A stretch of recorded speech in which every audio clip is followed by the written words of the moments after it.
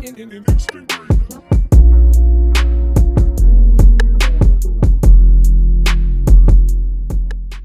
welcome to Pie Tales. I'm your host Lloyd, and today I got one of my childhood friends, really one of my very first friends in school and outside of school.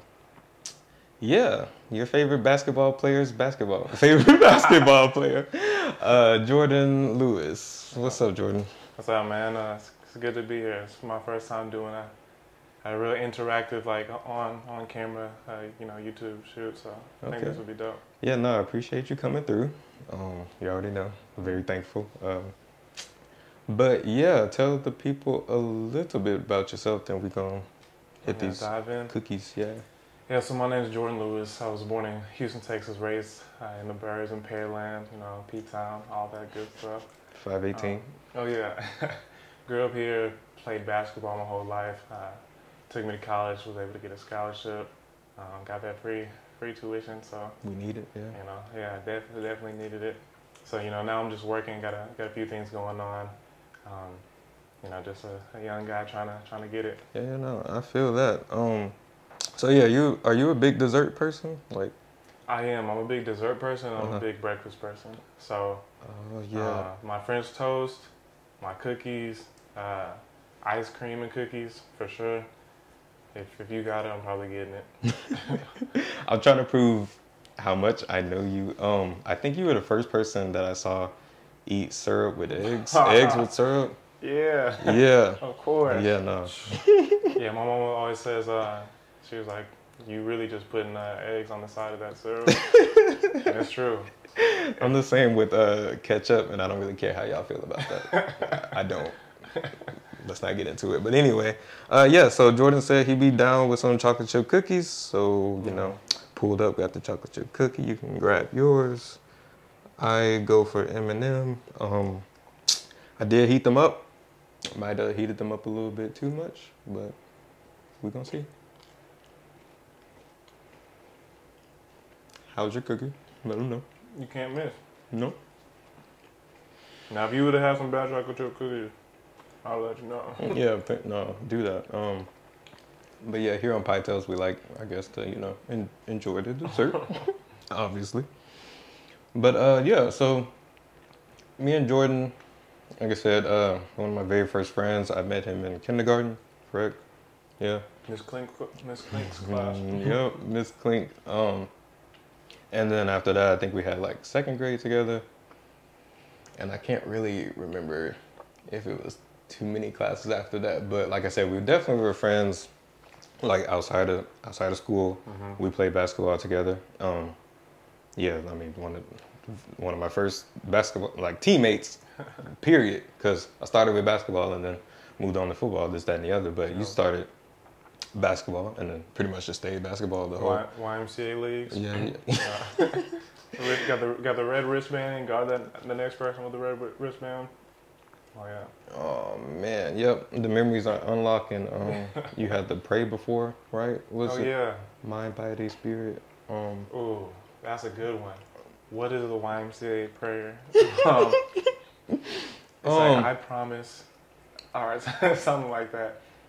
To respect my opponent, rules and officials, like something like that. No, yeah, no, that's close. Yeah. More than I remember. Yeah. Question: do you remember the Silver Lake anthem? Like I'm proud to be a Silver Lake Star. The stars of Silver Lake are here to stay. I remember that. Yeah. Boy, they brainwashed into my head. No, they really did. I don't know. It was cool being at Silver Lake. So yeah, we're gonna talk about growing up a little bit. Just to introduce the episode.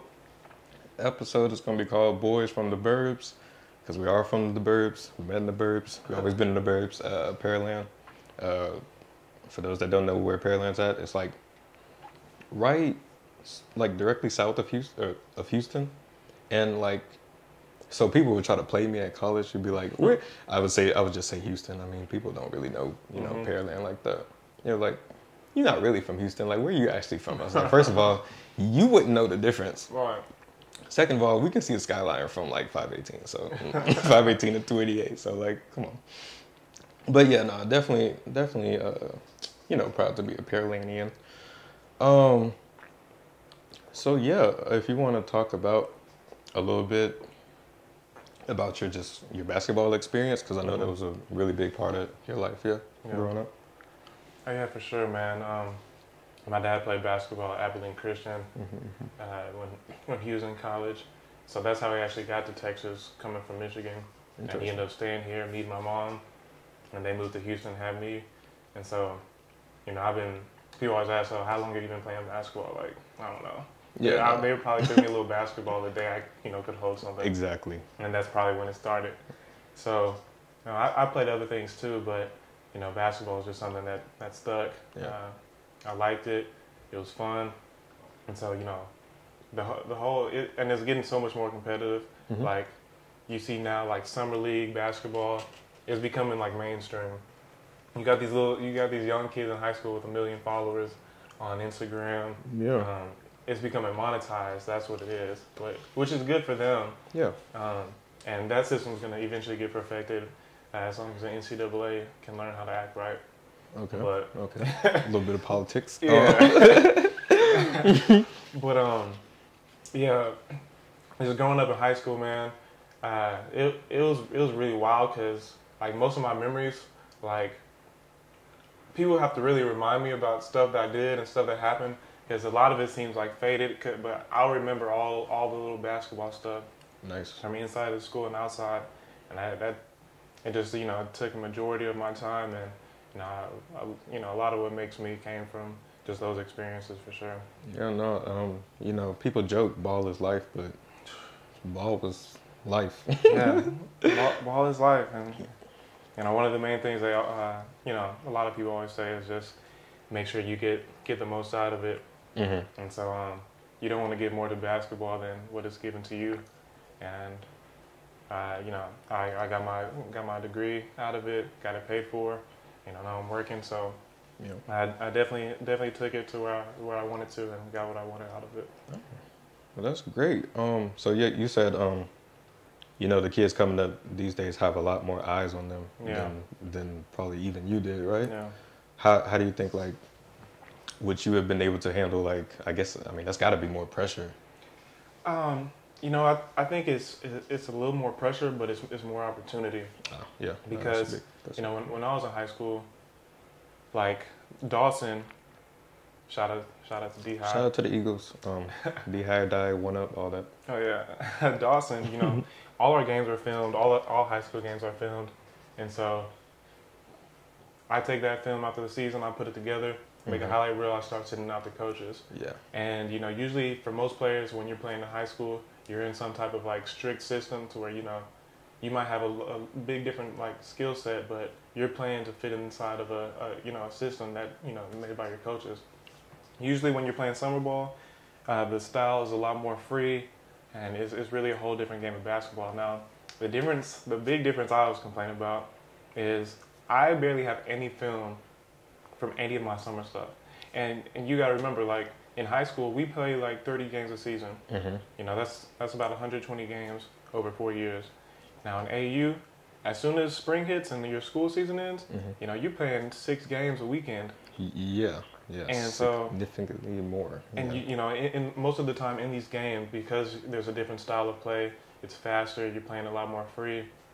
You're getting to show a lot more of your skill set. Yeah. Most of the time, none of this stuff was on film for me. So this wasn't the film I was sending out to coaches, which I think, and I'm blessed with the opportunity I had. But I definitely think for a lot of people who are able to get that, you don't even have to worry about it. You check in nowadays. You check into the tournament, you play your games, you can go back, and they'll have the film ready for you. Right there. It's it's that much more available now, and I think that much is going to help a lot of kids, because there's a lot of kids that didn't play high school because politics or coach didn't like them or whatever. Just didn't make the team. Just didn't make the team, and they were able to shine on the AAU circuit, and now you can get that film easy, and that accessibility. I've seen it help a lot of kids nowadays, and so I think that's a great thing though. That's what's up. Appreciate you sharing that. Any advice for any, grade school kids? I don't even know, at what level you're giving this advice to. I don't know. What would you say to any kid that said they want to, play basketball in college? Ooh, advice. I would have to say any advice that I would give is just some advice I wish someone would give to me. Okay. When I was younger, and I definitely say, just we don't want to hear this. Kids, we're kids, like we're young. Yeah. There's only so much you can say, but yeah, but just stressing about time management at an early age, and you get worked into time management in college because just the way the structure's set up, especially in college sports. But I look back on like high school now, like all the extra time I really had to just lounge around. That can be put into putting in more work on the court, the classroom, because all that stuff for sure adds up. Yeah, and definitely. There's definitely kids that just are naturally talented, and we see them go far without putting in the same work. But if you really want to make it and you have dreams of going far, don't push yourself past where you want to go, because you'll realize, okay, maybe this isn't for me. Yeah. But if you want it, then that time management and using all your extra time to really just better yourself is the main way to get it anywhere. But for sure in basketball. Yeah, no, I feel that. I kind of spoke on it a little bit in the first episode. Like maybe say if I had a kid, I would, and they really wanted to go ham, like in basketball. Yeah. Maybe not. Definitely allocate the right amount of time to them so that they could do that. Because in high school, I mean, like I did everything in school, everything outside of school. Yeah. So even when it came time for football, it's like I might be like kind of, I don't know, too tired, or just like, okay, let me get this out of the way so I can go do the next thing type thing. So yeah, time management. That's yeah. I know you want to be on the game, kids, but what do you really want to do? And if it's be on the game, be on the game. NCAA football, NCAA 06 through NCAA 12, maybe. That was a big part of my life. Yeah, no, yeah. And I mean, honestly, I don't want those hours back. I enjoyed that video game. I loved that race to the Heisman game. Having the little fake girlfriend on the computer screen at the dorm room. It made me excited about college before basketball did. I love NCAA football, but I tell you, I kid you not, they would have to force me to work out. Oh, really? 7 o'clock, I'd grab me some cereal in the summers, get on that game. If somebody was going to the gym, I was going. Come back, get on the game again. Maybe I'll have some practice later tonight. Coming right back. Yeah. I'd run through about 3 Heisman trophies in about 5 days. So, hey man, you still gotta enjoy life. So whatever you have fun doing, do that. And a lot of good stuff there. So I guess we'll just hop into the. Well, wait, nope. What are you doing these days? Graduated college. So yeah, what college again? What major? Yeah, so I went to school. I studied business marketing. Had to think about that for a second. Studied business marketing. It happened. I minored in political science, and I graduated 2020 in the middle of the panorama. Is that what it's called? The polar bear. Yeah. Polar bear. Yeah. I graduated in the middle of the polar bear, and man, it was. Congrats, by the way, because I'm sure that was rough. Oh, yeah. You already at school is what it is already, and then throw a pandemic on top of it. My last semester was pretty wild. As far as just like finishing up, just because I think so many people have this story, which is a shame. But like my fall semester going into my spring semester before graduating, I'm hitting up the graduation people, getting all my stuff settled in. Yeah. And I get one of those emails like, hey. There's another credit. There's another credit we see that you're gonna need to make this work. Yeah. And I'm like, hold up. Let me catch my breath. So you telling me? You're telling me when I sat down with my specific advisor in spring 2019, and we laid out a full semester by semester plan to satisfy all of my credits. And the numbers added up, huh? And the numbers added up. Yeah. That she was wrong, and she was no longer there by the time this happened. Same situation. And so, I went through like 4 advisors. Yeah. Like, people coming and going. Oh, that's rough. That's rough. And so I ended up, I was a student athletic advisory committee president. So that dealt with like, you know, all on and off campus, like stuff dealing with athletes, community service, stuff like that. Okay. I was the president for that, as well as taking on 20 hours my last semester. Yep. Plus, I would have been in 23 hours, but I just took 20, and then there's another class I had to take, but I decided to test out of it towards the end of the semester, which also brought some trouble.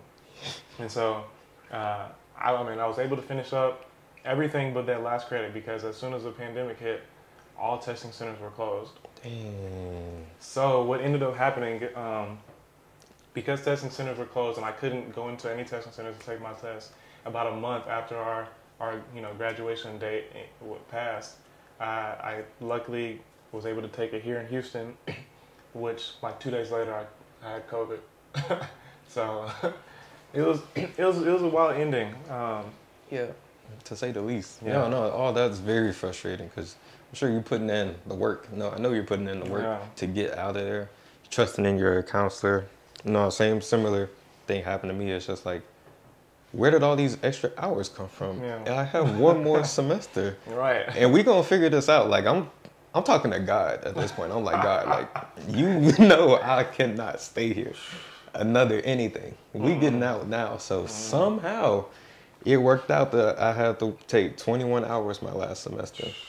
Had a job, man, a group project started piling up. Man. But you know, I did it. And that's why I say the pandemic happening, you know, a lot of professors were really like rushed. They're like, okay, we know you guys are going through a lot right now. We'll remove this assignment, or we'll extend this date. So in a lot of ways, when the pandemic hit, it opened up some like relaxation room for me to be able to like finish this stuff, and which like was coming down to be a pretty tough semester, because definitely before even starting the semester, I was definitely like in my head like, man, like May 2020, am I gonna be finished? Yeah. And because you know, I enjoyed my time at school, but that was not a situation I was gonna want to stay in Oklahoma for another semester, or you know, deal with that at all. No. And especially with the pandemic coming, I did not want to deal with that at all, and you know, luckily I didn't have to. So yeah. So the moral of the story is, stay on your advisors, keep up with your stuff. You know, nobody, especially at the college level, nobody's gonna do it for you. So stay on your professors too. I see a lot of people saying like, oh, I didn't know I could have talked to my professor about this and that. Man, just if they don't know, you're just honestly, in some colleges you're just a number. So you know, show them your worth. I can only imagine at LSU, and I went to a smaller school. I knew every professor in the business department, and still going in there like, so you're telling me y'all got my stuff wrong? Y'all see me every day. Like, that's frustrating. That's big frustrating. But glad you got through it, man. Super congrats. So yeah, Boyz from the Burbs. Oh yeah. All right. Whew, that was a lot already. I'm still frustrated for you. Well, it's stressing me out. and like I said, I can't even complain too much, because like you said, I like when I started telling my story, people were like, yeah, same. So I'm like, how is this a big thing? Like, this should not be happening. Advisors across the board, just, you know. Cause bro, you're already in debt. Now you're just playing with money. You're playing with my money and my life and my life. But anyway, make it happen. Get it done. Talk to your counselors. All right. So yeah, growing up from the suburbs, I guess to start it off, trying to see what angle I want to go. All right, let me just start with the first one. So yeah, do you have much pride from being from Pearland? Like, oh yeah. do you like it here? Have you liked it here? No, I actually love Pearland. I love growing up here. You know, it's a diverse environment. You got a lot of, you know, different type of people. You know, my parents were blessed to come from the situations they grew up in. You know, my dad growing up in Detroit, Michigan. My mom growing up, you know, in like 3rd Ward, South Park area. Yeah, same time. just being able to come from where they come from and move to a town like Pearland. They moved in early before, you know, Pearland's like almost 130,000 people now. Exactly. Yeah. One of the fastest growing like suburbs in the country. There was a lot of grass when we came out the womb. A lot. Like I wasn't old enough to remember, but I know they talk about remembering the first McDonald's popping up out here. So you know, just being a part of that growth, I feel like it's the main thing that I have pride about. You know, just it's coming up with that. But for sure, just you know, as far as suburbs go, like you know, Pearland's great. I feel like there's a few more things they could have now that you know we've grown so much. But you know, I'm only here for family. But I'll probably move out to the city soon. But I would love to be in Pearland or in a city really similar to Pearland. You know, when it's time to settle down later. Yeah. Later. Later. Emphasis on later. Yeah, so I mean that question makes sense to Jordan, might not make sense to other people. But I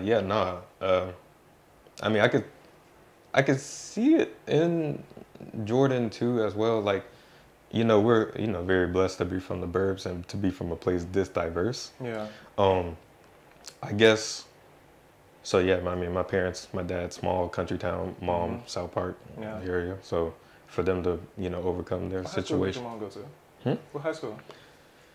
I just passed it up yesterday. She didn't go to a school, and she went to school in like the southwest side. Okay. She was bused from South Park to like that school. Yeah. Where'd your mom go? Well, my mom went to Jones, Yeah. but her siblings went to like Yates, Worthing. You know, she had 10 siblings, so like they kind of moved around. They were all over like you know that part of Houston. I don't know. Did our parents know each other before? I don't know. You see it happen a lot. Like like a lot of the you know African American parents like usually are kind of connected, especially in that area. Yeah, they stay close by. Exactly. So I see that a lot. People are like, oh yeah, I went to Worthing class of this and that, and my mom's like, okay, my sister did, but I didn't. yeah.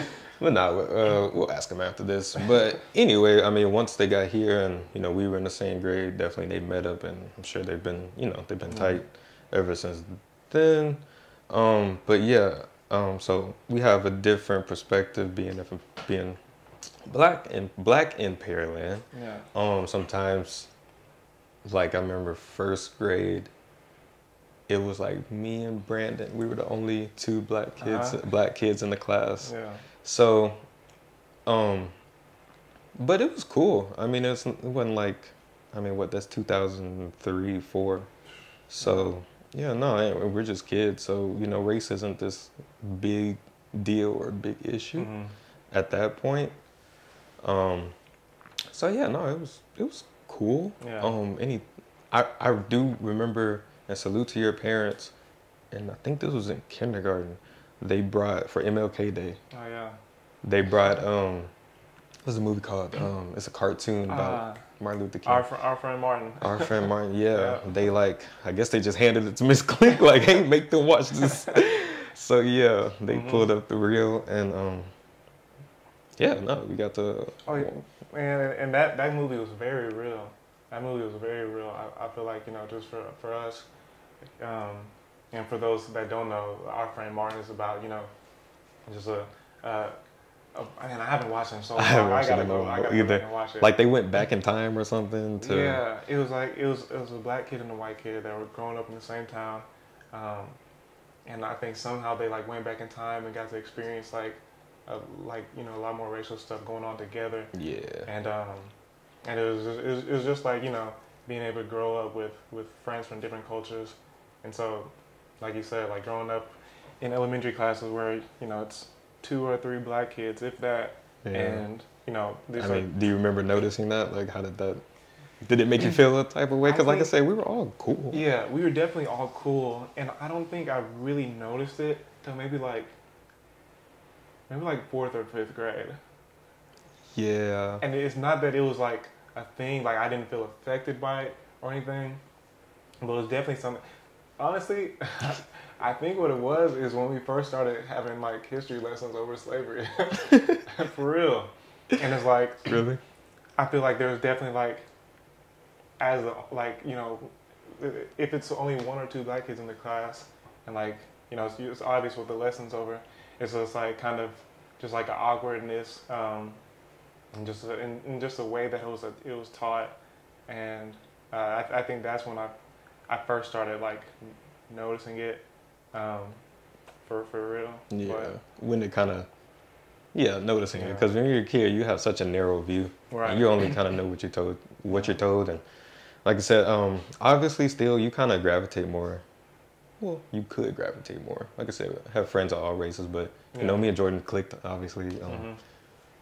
Yeah, it's just those things just kind of happen. So yeah, that's a good point. That's a good point. So I mean, as you got older, I feel like people. I mean, you kind of want to be around people that are more, I guess, similar to you. That might not always mean race, but sometimes, I mean, it does. Like-minded. Yeah, like-minded. And like I said, talking about slavery, it's a lot that, you know, I'm pretty sure it's a lot that, because our parents have to get us ready and expose us to different things. So, I mean, come on, like telling Jordan about MLK as a 5-year-old and like really, really showing him the real. I think just naturally, you know, growing up here, and I feel like classes didn't really. I feel like the Rogers, you know, 5th and 6th grade was when classes started mixing a little bit more. But probably junior high to where I didn't feel like it was just a crazy, you know, because we're already the minority, but to where it wasn't just, you know, crazy. I felt like, okay, things are a little more balanced as far as just like the, you know, population of black kids and, you know, Hispanics, whites, Asians, everything. And I'd say for sure, just like as far as like, you know, learning about slavery and we're learning about you know, civil rights era and stuff like that. I just naturally, like, if you're growing up in a school that's majority black with black teachers, you're going to be, I feel like there's going to be, you know, teaching of that a little bit different. Yeah. Than, you know, I've heard that. Then, yeah, just regardless of, you know, where you are, there might be a little switch up. So I feel like for us growing up as black kids in, you know, majority white schools, it was just interesting to be in that and taught that.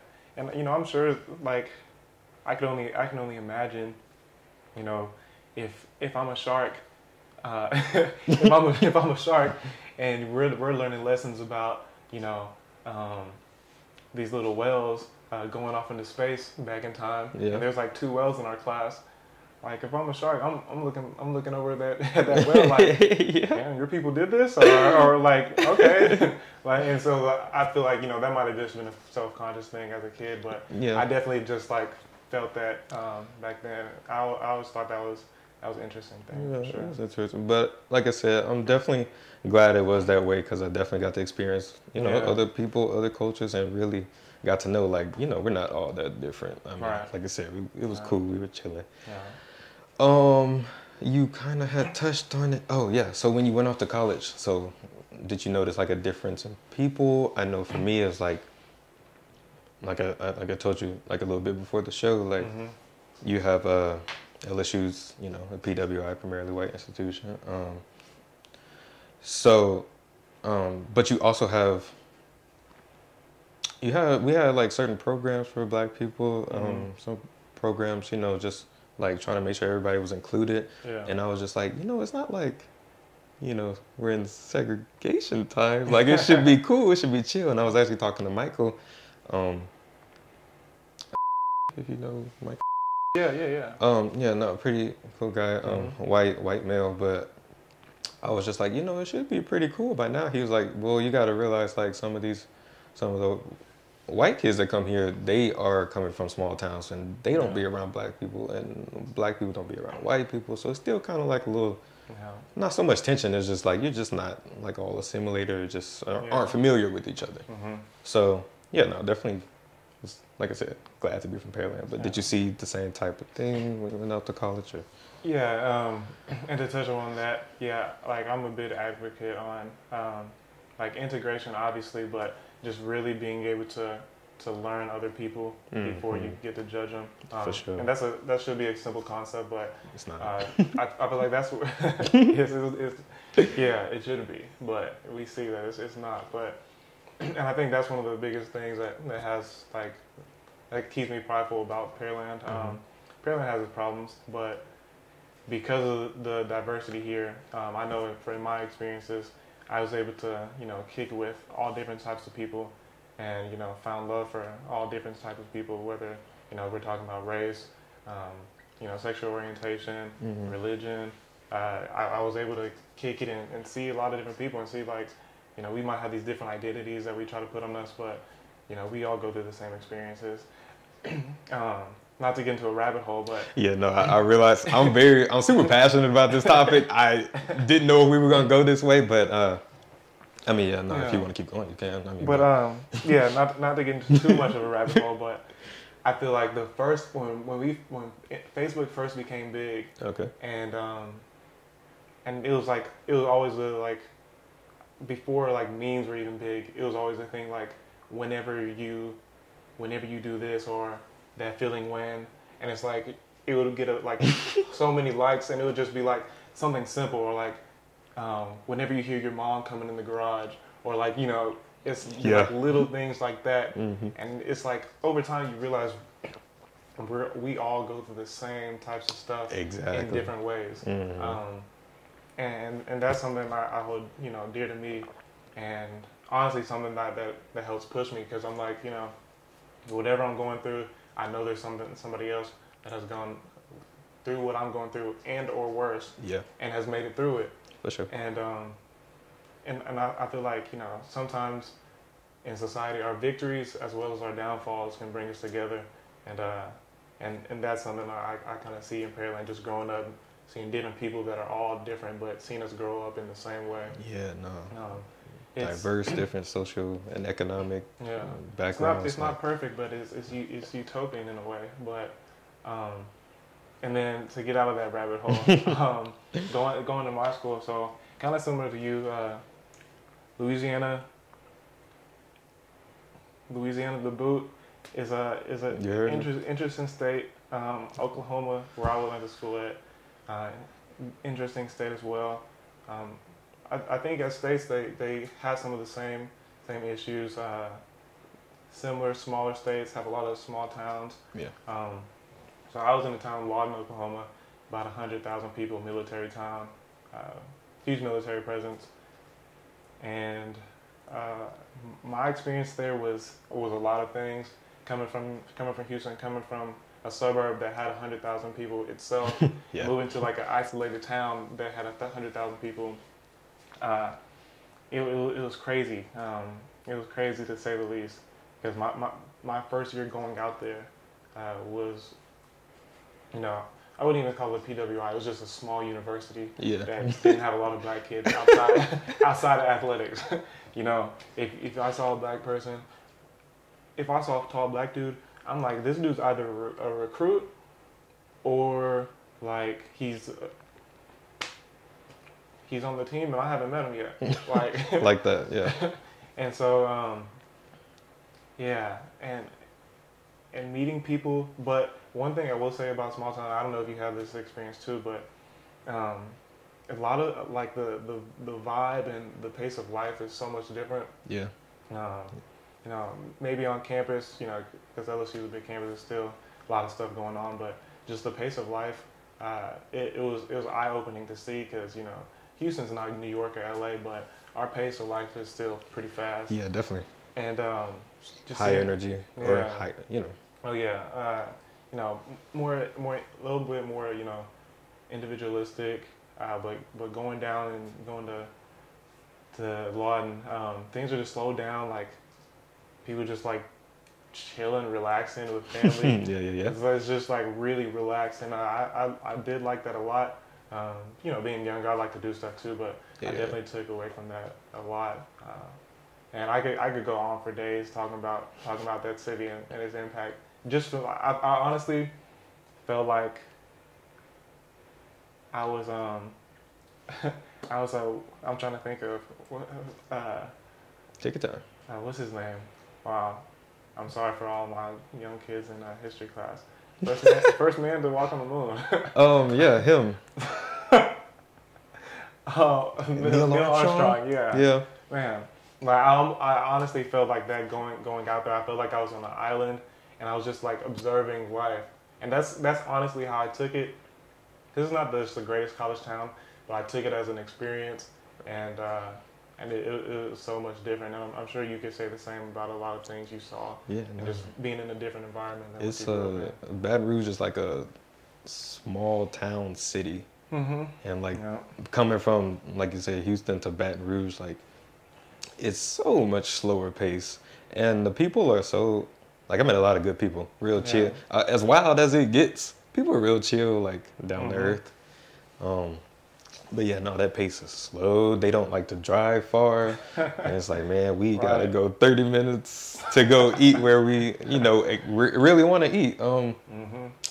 But yeah, no, just small town. Yeah, no, I agree. It's definitely, it took me some time to appreciate it. Yeah, definitely. For sure. But glad I went. So yeah, we can just go for, so we started in the Burbs. Where do you see yourself? You say you want to move downtown eventually. Into Houston. You like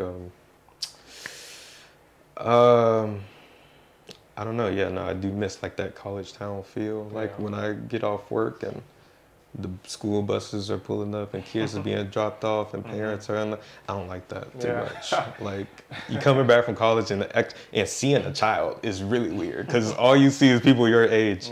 So yeah, I definitely like to be closer to like in walking distance from like bars and just like stuff is happening.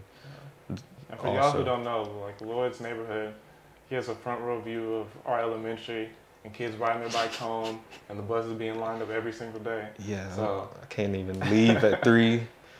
Yeah, I just kind of wait till all that settles down. Trying to get in a rush somewhere, you got to remember all school speed limit. School's on, yep. Drive safe, keep hairline beautiful. All that. So yeah, no, that's pretty much it. Boys from the Burbs, featuring Jordan. Thanks for coming out. So yeah, anything you want to shout out? What's that sweatshirt you got on there? So yeah, and I guess I can go into a little bit of just what I'm doing now. Yeah, we got time. Keep going.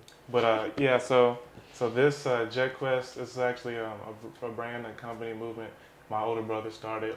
Okay. He's really big on travel, and being in basketball, I've always traveled around the States, but a big goal is once I got done playing and I had the time and money to travel abroad. And lucky enough, as soon as I graduated, we were in a world lockdown. Yep. But as things opened up, we love to get out and move around. And so what Jetquest does is, and you can check us out on Instagram at Jetquest. It'll be linked below, and it will be right here for when we do the video. Oh, yeah. Yep. And so one thing we do, let's say earlier this year we went to Cartagena, Colombia. And we had a big mansion villa that had 30 rooms, all together. So we create these trips. People come in and book. And so when you book, you go in, you get your own flight. But once you get there, you're booked. So we have your food ready, throughout the trip. We usually do a yacht party with everybody that booked. We'll go on an excursion. Yeah. So the excursion we did in Cartagena there's an island. We went there, it had canopies, restaurant there, pool, and then you got to go out. We just lounged around on the beach for the full day. Yeah. Take the boats back to the island, come back, maybe go out in the city, and then, depending on which city, we might change up the excursion, but we usually always try to do the yacht party because that's a big hit. Man, ball is still life. Yo, the yacht, okay. Gotta do the yacht. We try to do like all white yacht party or just whatever. And so yeah, just making one experience that you can book and come on. Yeah. And some people they don't like traveling alone, but their friends are hard to get together. Man, tell me about it. Some friends are hard to get to IHOP together on the same day. Man, they want to go to Thailand. They won't even go downtown to bar hop with me. Like, bro. Yeah. Anyway. And so, there's a lot of people that they really want to implement travel into their life. Yeah. And so, you might have a trip set up for one thing with friends, but oh yeah, I want to do this. Let me hop on here, and you come in, you meet new people, and like our age group is kind of like 21 to 40. Young people, professionals, entrepreneurs. And so one thing that's really cool that we do, we have like a mastermind night, which, everybody dresses up nicely. Okay. And you can come in and just talk about, what you do. If you're a vegan, you can come in and talk about the health benefits of being vegan. If you're a Forex person, you can come in and talk about foreign exchange and what it's done for your life or whatever. Yeah. We just allocate a certain amount of time for everybody, so we can just come in and there's a lot of value outside of just coming in and experiencing the city. You might not like any of the excursions we go on, but fall in love with something somebody talks about. Yeah. So there's definitely different aspects. It's a little networking opportunity. Yeah, for sure. And so I've came in and I help with like the social media, doing the Twitter, some of the Instagram stuff, and it's been a lot of fun just because coming out of school, just having something on the side outside of what I do for work. It's been great, and then my brother runs it, so it's been fun. It's been really fun. Yeah, man. Shout out to him. Oh yeah. Yeah, no, that's anything else we need to shout out? Get off your chest. Let the people know about yourselves. Oh yeah, man, get off my chest. Free the guys. Toes backwards. Yeah, man. Stay tuned. I guess I've announced a little bit on Instagram. It's a slower process, but if anybody wants to help with nonprofit, I'd say definitely do that. I'm going to be starting my own very soon. Okay. I say even if you don't mess with mine or don't know me, get into the nonprofit work. It's a lot of fun. It's a lot of value that you bring others into yourself. So. Yeah, no, I would definitely like to hear more about that after the show. You got a new supporter, Pie Tales. Me and the Pie Tales family. That's what it is now. Yeah, man. Like I said, I appreciate you coming on the show. And yeah, we're gonna wrap it up there. That's the episode of Pie Tales. Finish these cookies.